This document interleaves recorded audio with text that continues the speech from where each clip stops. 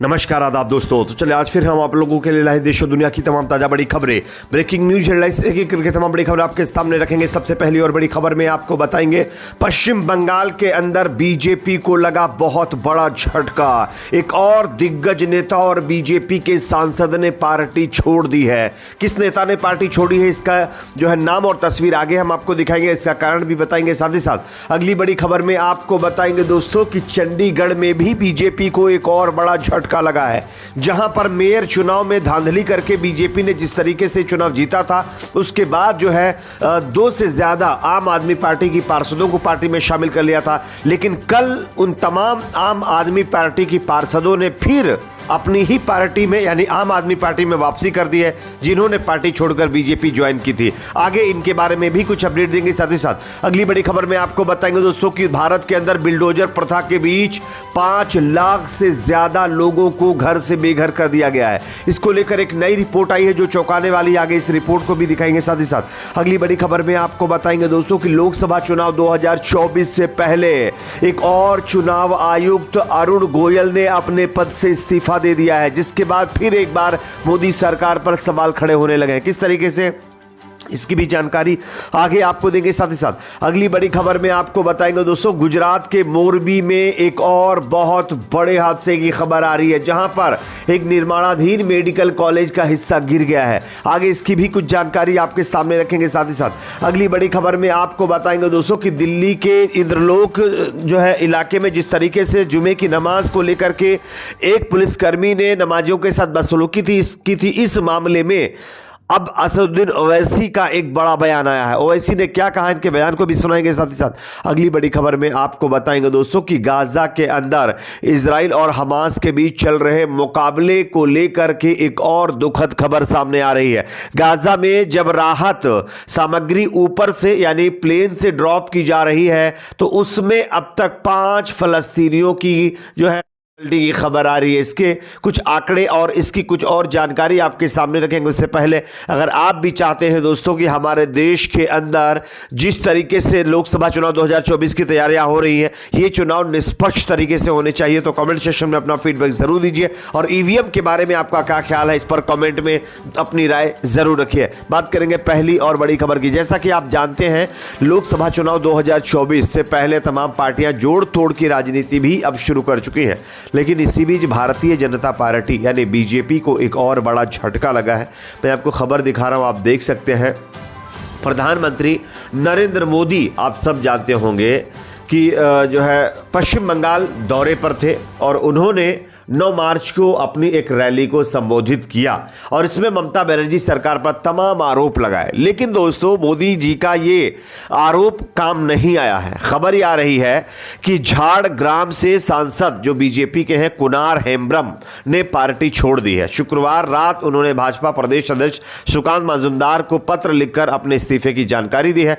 दावा किया जा रहा है कि वह तृणमूल कांग्रेस में शामिल होंगे। खास बात यह है कि झाड़ग्राम से अभी उम्मीदवार की घोषणा नहीं हुई है, लेकिन पार्टी के भीतर इस पर सहमति बनी है कि हेम्ब्रम को टिकट नहीं दिया जाएगा। इसके बाद उन्होंने इस्तीफा दे दिया है। उल्लेखनीय है कि कुछ दिन पहले कि ही जो है राणाघाट दक्षिण के विधायक मुकुट मणि अधिकारी भाजपा छोड़कर तृणमूल कांग्रेस में शामिल हो गए हैं और उसके बाद बीजेपी का यह दूसरा विकेट जो है पश्चिम बंगाल के अंदर गिर गया है। यह अपने आप में मोदी जी के लिए बड़ा झटका है, क्योंकि उनकी रैली के बावजूद भी 2 दिग्गज नेताओं ने पार्टी छोड़ दी है। अगली खबर जो कि सामने आ रही है दोस्तों, यहां पर चंडीगढ़ से, यहां पर भी बीजेपी को बड़ा झटका लगा है।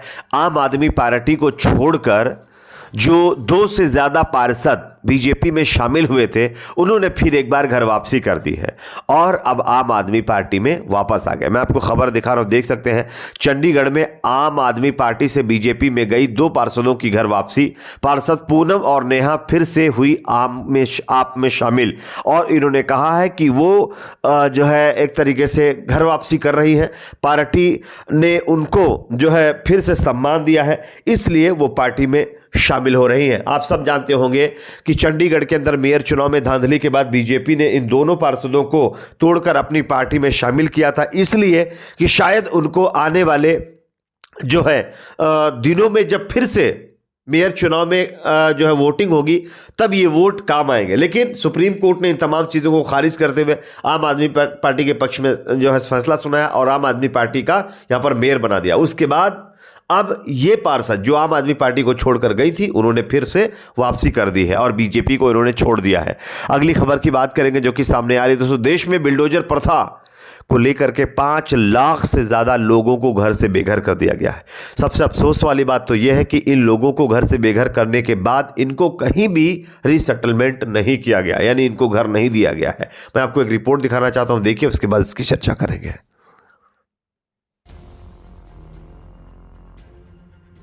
भारत में 300 से भी ज़्यादा घर हर रोज़ तोड़े जा रहे हैं और 58 लोग हर घंटे अपने घर से निकलवा दिए जा रहे हैं। सुनने में यह आंकड़ा चौंका देने वाला ज़रूर है, लेकिन ये सच है। हाल ही में आई house and land rights network की एक रिपोर्ट के मुताबिक 2023 में 5 लाख से भी ज़्यादा लोगों को उनके घरों से निकाल दिया गया। इसका यह मतलब है कि लगभग 300 घर हर दिन तोड़े गए और 58 लोग हर घंटे अपने घरों से निकाल दिए गए। इसके पीछे सबसे बड़ा कारण स्लम क्लियरेंस और शहर की सुंदरता बढ़ाना है। तो जैसा कि दोस्तों आप लोगों ने ये रिपोर्ट देख ली है, इस रिपोर्ट के मुताबिक 2023 में 5 लाख से ज्यादा लोगों को घर से बेघर कर दिया गया, लेकिन इनको कहीं पर भी कोई रहने का आशियाना नहीं दिया गया है। ये बिल्डोजर प्रथा की सच्चाई है जो आज देश के अंदर चलाई जा रही है। अगली खबर जो कि सामने आ रही है दोस्तों, लोकसभा चुनाव 2024 से पहले एक और चुनाव आयुक्त ने अपने पद से इस्तीफा दे दिया है। आप इस खबर को देखिए। लोकसभा चुनाव 2024 की तारीखों की घोषणा से पहले भारत के चुनाव आयुक्त अरुण गोयल ने अपने पद से इस्तीफा दे दिया और उनका इस्तीफा भारत के राष्ट्रपति ने स्वीकार भी कर लिया है।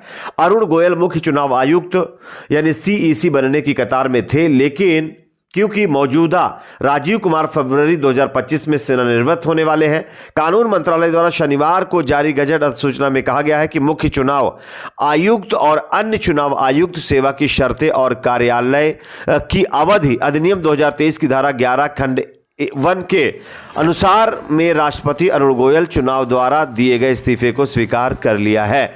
लेकिन लोगों का कहना यह है कि लोकसभा चुनाव 2024 से पहले एक और चुनाव आयुक्त का इस्तीफा देना यह दर्शाता है कि जिस तरीके से मोदी सरकार चुनाव आयोग के अंदर भी कहीं ना कहीं अपना कब्जा जमाना चाहती है, उसी पर अब लगातार काम किया जा रहा है और अब मोदी सरकार अपने मन मुताबिक चुनाव आयुक्त चुनाव आयोग के अंदर तैनात करेगा।